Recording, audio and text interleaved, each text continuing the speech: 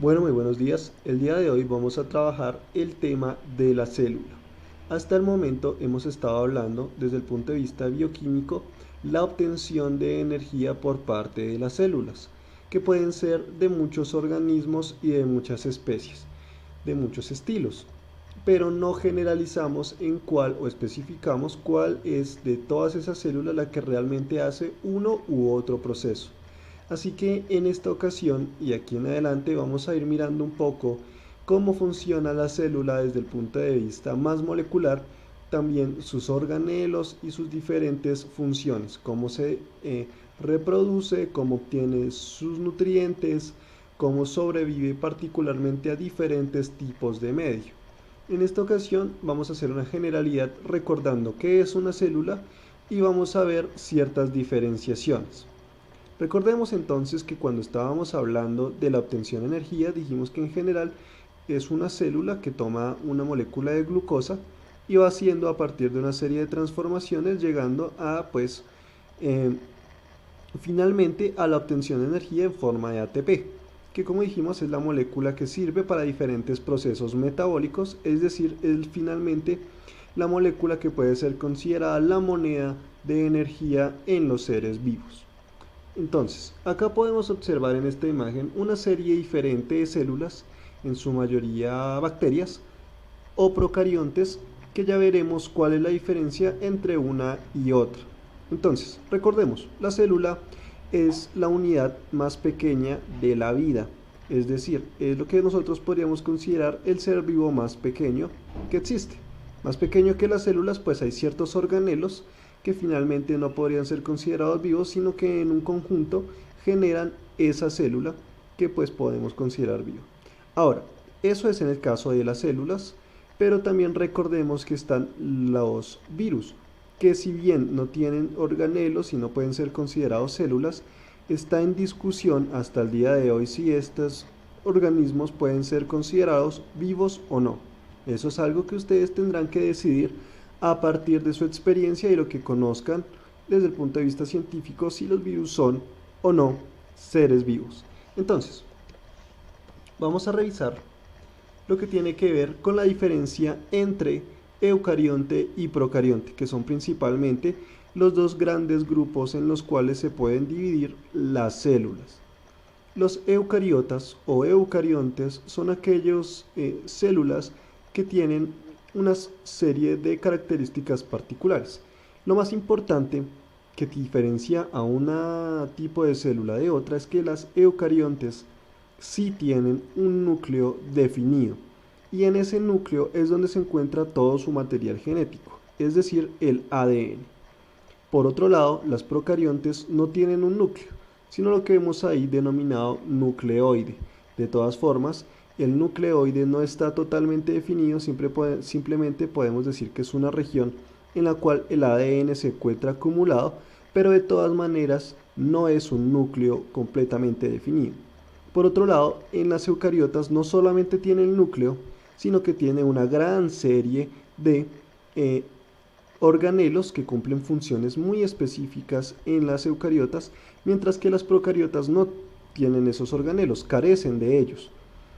De hecho, las procariontes o procariotas tienen la característica específica de que su parte metabólica, todos sus procesos metabólicos y procesos bioquímicos y biofísicos se generan en general siempre en el citoplasma.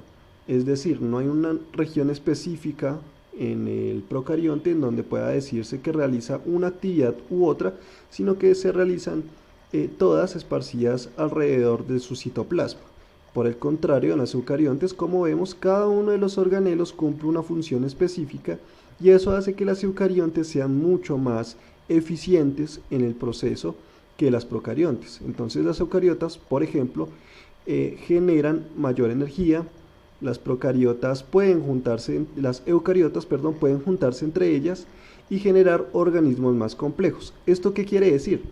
Eucariotas o células eucariotas somos, por ejemplo, nosotros los seres humanos tenemos en nuestro cuerpo, todas nuestras células son del estilo eucarionte, ¿sí? Es decir, Los organismos complejos, que son pluricelulares, siempre van a ser eucariontes, mientras que organismos más sencillos son, en su mayoría, procariontes, unicelulares. Es decir, por ejemplo, las bacterias son todas procariotas, porque como dijimos, pues tienen ciertas características, su núcleo no está definido y no tienen organelos. Aparte, por ejemplo, de lo que vemos ahí de los ribosomas, que como ya veremos en otras oportunidades, el ribosoma tiene como función la producción de proteína a partir del material genético. Pero de resto, podríamos decir, el resto de actividades que genera la célula procariota se hace en su citoplasma. Entonces, como es tan ineficiente, no es capaz de juntarse con otras células para especificarse y generar organismos más complejos, que sí es lo que realiza la eucarionte. Entonces, por ejemplo, nosotros sabemos que la biología en general clasifica los organismos en en diferentes reinos, ¿no? Están el reino animal, reino vegetal, el reino protista, el reino hongo. La mayoría de esos reinos se encuentran en la región de los eucariotas. Entonces, animales, vegetales y hongos son todos eucariotas. Por otro lado, procariotas son, como dijimos, las bacterias y una sección diferente de la vida que se denomina arquea. Las arqueas son unos microorganismos bastante particulares. Poco tenemos interacción con ellos realmente, ya que son muy específicos en regiones muy particulares. No tienen la gran característica de ser patógenos como si son las bacterias. Más bien se encuentran en lugares bastante extremos, son termófilos, es decir, en su mayoría están en temperaturas bastante altas.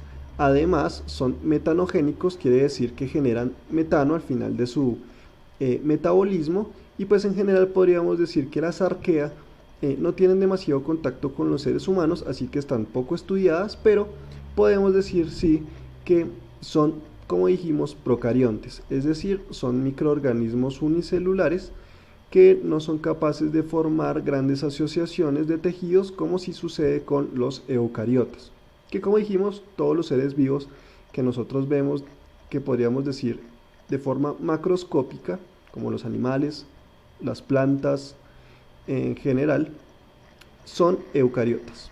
Ahora, vamos a mirar un poco todo lo que tiene que ver con el árbol filogenético de pues estas tres clasificaciones que dijimos, ¿no? Bacteria, arquea, eucaria. Entonces, recordemos, tanto bacteria como arquea son procariontes, es decir, no tienen un núcleo definido ni tienen tampoco definido mucho de sus organelos. Mientras que eucaria, como dijimos, pues tiene la característica particular de que sí tiene núcleo y varios organelos, es decir, es más compleja. Ahora, si nos damos cuenta en este árbol filogenético, todos los organismos provenimos, se hipotetiza, todos los organismos provenimos de un mismo ancestro en común. ¿Esto qué quiere decir?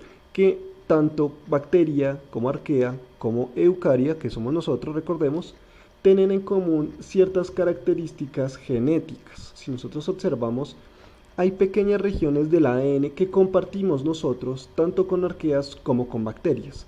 Eso implica que en algún momento nosotros, todos los organismos provenían de un organismo que cumplía con esas características genéticas y poco a poco, por mutaciones, se fueron generando nuevas especies y esas nuevas especies se fueron dividiendo en más nuevas especies, lo que va generando pues la gran diversidad de la vida en la Tierra.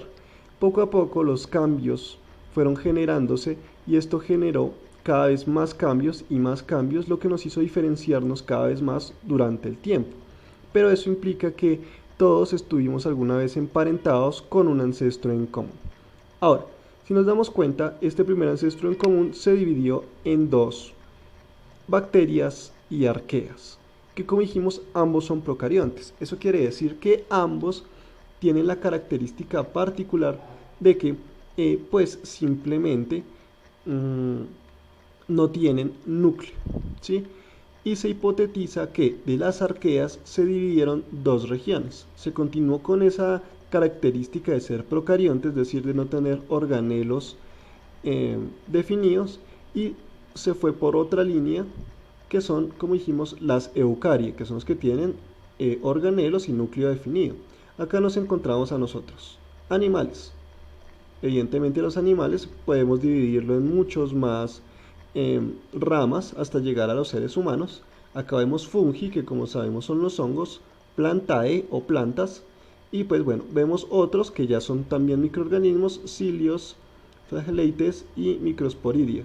También vemos acá pues otra serie de bacterias, una gran cantidad de bacterias, y la bacteria que finalmente fue la que propició de que existiera, por ejemplo, oxígeno en la Tierra es esta, la bacteria cianobacteria.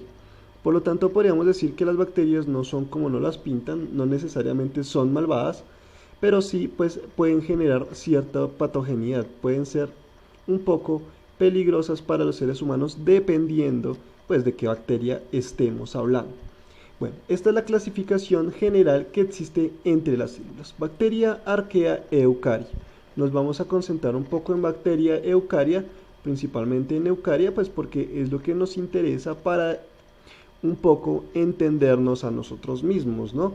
Pero pues bueno, esta es la clasificación.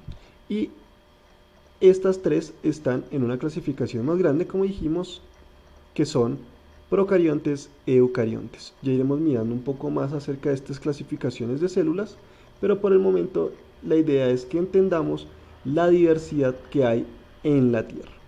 Bueno, espero que les haya gustado, que hayan aprendido y nos vemos en una próxima oportunidad. Muchas gracias.